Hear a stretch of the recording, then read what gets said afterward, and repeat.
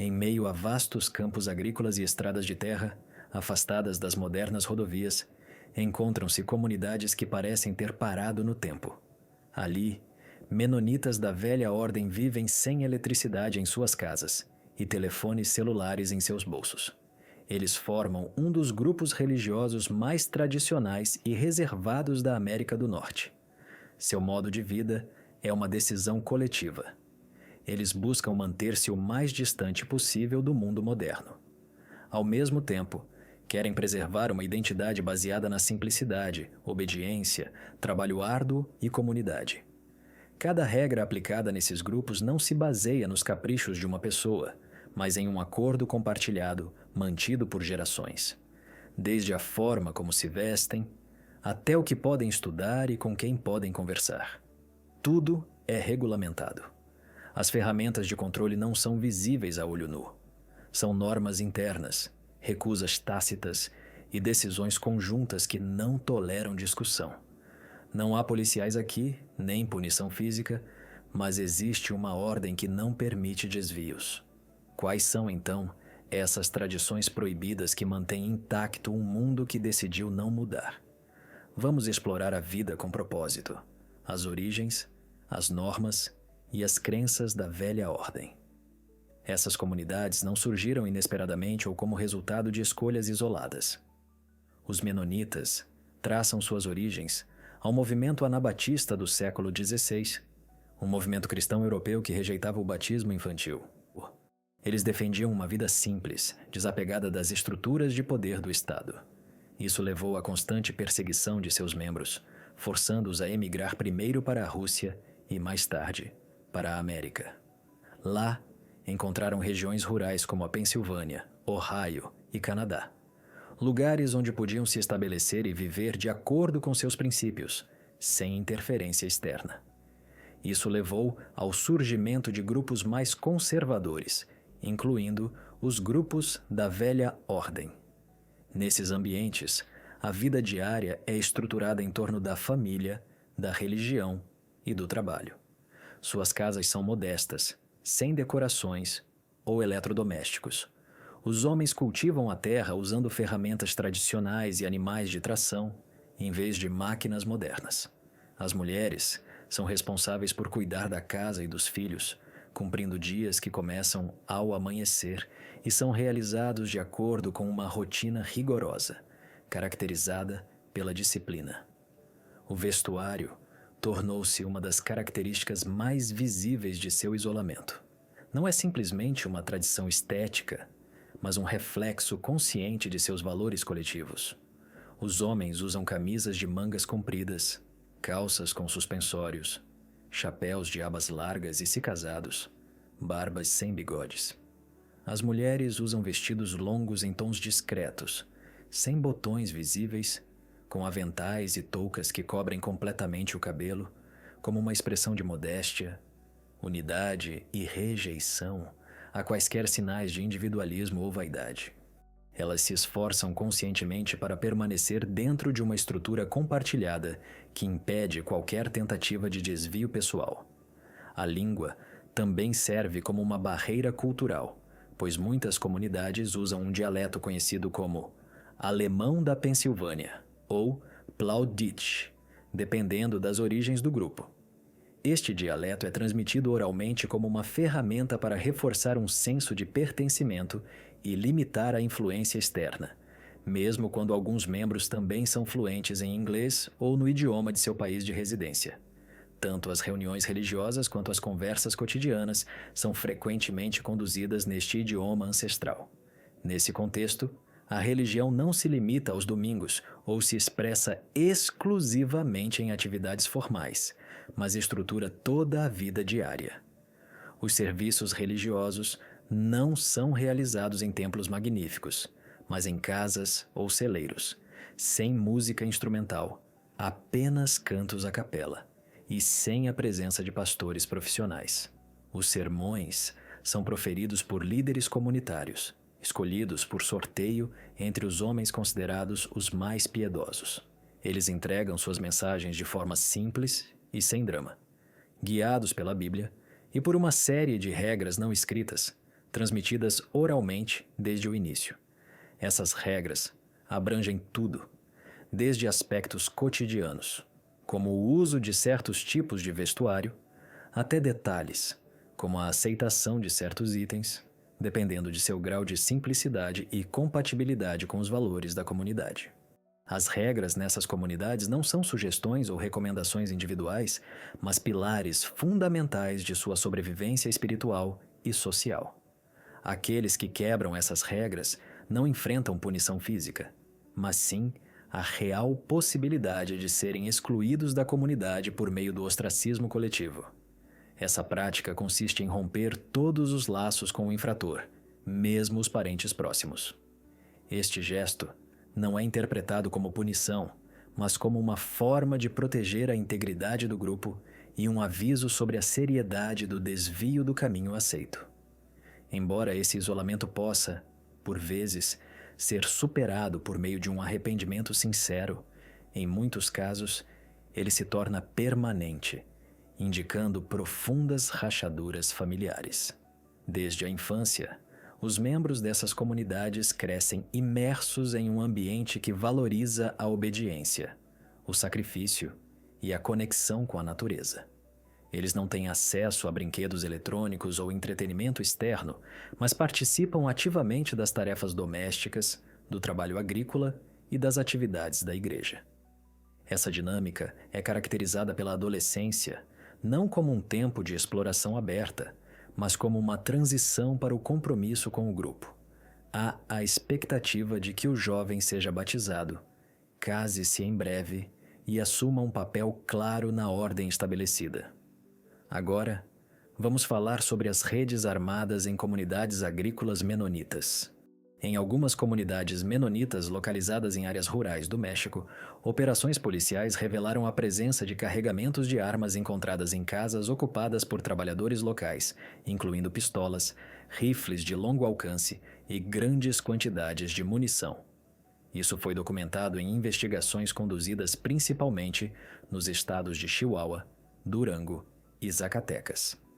Essas descobertas foram interpretadas como parte de um sistema de defesa informal, com guardas armados contratados diretamente pelos líderes de cada comunidade, protegendo a terra e os equipamentos como uma medida preventiva contra ameaças externas.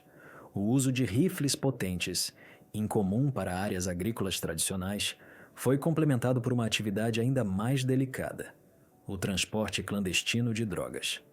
Veículos que saíam das áreas com produtos agrícolas retornavam com pacotes escondidos entre as mercadorias. E, por meio de rotas que cruzavam vários estados, as autoridades conseguiram interceptar remessas de maconha e metanfetamina. Algumas dessas informações foram obtidas por meio de escutas telefônicas, que revelaram conversas que mencionavam pagamentos em dinheiro a intermediários cujo trabalho não estava relacionado a nenhuma tarefa agrícola regular, confirmando a existência de uma rede paralela que não estava oficialmente registrada. Durante as batidas, estábulos e armazéns contendo estruturas ocultas, especificamente projetadas para ocultar esses carregamentos, foram descobertos. Em particular, salas secretas construídas atrás de tanques de leite, espaços que não eram simples armazéns improvisados, mas áreas deliberadamente projetadas para ocultar itens ilícitos. Veículos modificados, caminhões com compartimentos duplos ou estruturas internas falsas, prontos para pegar rotas alternativas e evadir-se de verificações, também foram documentados, indicando um nível de preparação que só poderia ser explicado por suas ligações a redes de crime organizado fora da área. Alguns membros dessas comunidades foram listados em arquivos policiais por condenações criminais relacionadas ao tráfico ilegal de armas. Um deles foi preso perto de um rancho enquanto carregava uma arma adaptada para projéteis militares. No entanto, a reação interna foi completamente secreta. Os moradores não cooperaram com os policiais que conduziam os procedimentos. E, embora contatos oficiais tenham sido estabelecidos com líderes comunitários, eles se recusaram a participar ativamente, o que forçou as autoridades a recorrerem ao tribunal para obter permissão para receber declarações oficiais. Vários relatórios oficiais indicaram que alguns homens da área estavam diretamente envolvidos nos atos de violência. Tiros noturnos em campos vizinhos foram documentados, e evidências foram coletadas nos locais investigados que apoiavam a hipótese de que essas comunidades, aparentemente dedicadas exclusivamente ao trabalho rural, haviam criado uma estrutura armada secundária que operava em paralelo com suas atividades agrícolas, nas mesmas casas e com a participação das mesmas pessoas. Em abril de 2024, imagens de uma operação realizada em Durango foram divulgadas publicamente. O vídeo mostra policiais cercando a propriedade da fazenda e vários homens vestidos com roupas tradicionais sendo detidos durante o dia de trabalho. Essas gravações foram apresentadas ao tribunal como parte dos documentos judiciais e reforçaram a impressão de que esses grupos estavam levando uma vida paralela à margem da lei. A análise de chamadas interceptadas também revelou a existência de uma cadeia de comando claramente estabelecida, liderada por indivíduos seniores que tomavam decisões estratégicas sobre o uso e descarte de armas. Essas reuniões eram realizadas em particular, sem registros ou testemunhas externas, e alguns relatórios mencionavam pagamentos feitos sob o título de contribuições comunitárias. Esses valores não eram refletidos em contas bancárias ou registros contábeis e eram destinados a indivíduos responsáveis por monitorar as áreas circundantes da colônia. O sistema incluía um sistema rotativo. Cada família era obrigada a enviar um homem por mês para realizar essas tarefas de vigilância com acesso temporário a armas e treinamento básico fornecido por outros membros experientes da família. As armas eram importadas por rotas secundárias, desviando o controle de fronteira, e eram compradas não por meio de distribuidores oficiais, mas por meio de mecanismos alternativos que incluíam alianças com grupos armados locais. Agora, vamos entender como a tradição é proibida: controle, obediência e medo da mudança. Nas comunidades menonitas da velha ordem, cada elemento da vida diária é governado por um conjunto de regras transmitidas oralmente, sem a necessidade de escrita ou registro formal. Elas são aceitas por todos como verdades indiscutíveis, definindo o que é permitido e o que é proibido, desde o vestuário até os meios de transporte. Essas regras são mantidas por uma combinação de lealdade, medo e uma estrutura de poder hierárquica que não deixa espaço para consulta aberta ou votação democrática. A interpretação dessas regras é deixada para figuras como bispos, padres e diáconos, que têm a autoridade para decidir quando uma inovação representa uma ameaça ao equilíbrio do grupo. Se uma família introduz um item não autorizado, como uma máquina de lavar elétrica ou um telefone, seu ato é interpretado não como uma decisão pessoal, mas como um gesto que poderia desestabilizar a harmonia coletiva. Isso gera suspeitas que logo levam a revisões e decisões por parte dos líderes, sem a oportunidade de discussão pública. Este sistema de controle é mantido não pela força física ou punição corporal, mas pela pressão social, pelo peso da vigilância coletiva e pelo medo do isolamento. A comunidade atua como uma rede onde todos observam todos os outros. E quando alguém quebra as regras, é avisado primeiro. Se continuar, as práticas de evitação são ativadas. Este mecanismo envolve a cessação de todo o contato social, familiar e econômico com o infrator, sem a necessidade de violência ou escândalo, mas com consequências devastadoras para aqueles que dependem da cooperação do grupo em seu dia a dia. Essa evitação não se limita à esfera pública. Ela também afeta a esfera privada, pois uma mãe pode parar de falar com sua filha, mesmo que a ame profundamente, se acreditar que está fazendo a vontade de Deus. Aqueles que desrespeitam as regras são vistos não apenas como colocando em perigo suas próprias almas, mas também como ameaçando a saúde espiritual do grupo, como se uma ação pudesse contaminar o resto. Embora, teoricamente, a punição seja reversível após o arrependimento, na prática, muitos não retornam, seja porque se juntam a outras comunidades mais flexíveis, seja porque abandonam esse modo de vida por completo, o que cria uma dupla perda para aqueles que ficam e para aqueles que partem. A recusa em mudar é alimentada por uma visão religiosa que não se limita a declarar a própria fé. Ela exige manifestação constante por meio de ações concretas. O respeito pelas regras não escritas é uma expressão de humildade, obediência e submissão à ordem divina.